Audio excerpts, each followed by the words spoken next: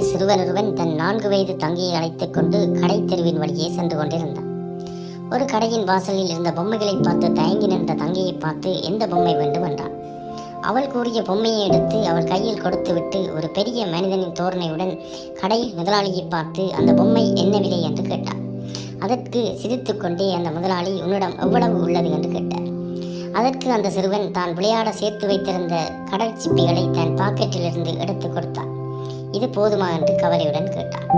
அதற்கு அந்த கடைக்காரர் அவனிடம் கவலையான முகத்தை பார்த்து கொண்டே, எனக்கு 4 சிப்பிகள் போதும் என்று மீதியை கொடுத்தார்.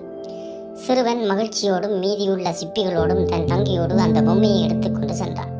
இதையெல்லாம் கவனித்துக் கொண்டிருந்த அந்த கடையின் வேலையால் முதலாளியிடம், ஐயா, ஒன்றுக்கும் உதவாத சிப்பிகளை வாங்கி கொண்டு விலை உயர்ந்த பொம்மையை கொடுத்து விட்டீர்களே என்றான்.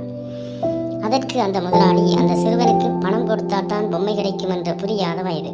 அவனுக்கு அந்த சிப்பிகள்லாம் உயர்ந்தவை. நாம் பணம் கேட்டால் அவன் எண்ணத்தில் பணம்தான் உயர்ந்தது என்ற மாற்றம் வந்துவிடும். அதை தடுத்து விட்டேன். மேலும் தன் தங்கை கேட்டவற்றை தன்னால் வாங்கித்தர முடியும் என்ற தன்னம்பிக்கையை அவனுக்குள் விதைத்து விட்டேன். என்று ஒரு நாள் அவன் பெரியவனாகி இந்த சம்பவங்களை நினைத்து பார்க்கையில் இந்த உலகம் நல்லவர்களால் ஆனது என்ற நல்ல எண்ணம் அவன் மனதில் தோன்றும். ஆகையால் அவன் எல்லோரிடமும் அன்பு காட்டத் தொடங்குவான். உலகம் அன்பினால் கட்டமைக்கப்பட வேண்டும் என்றார்.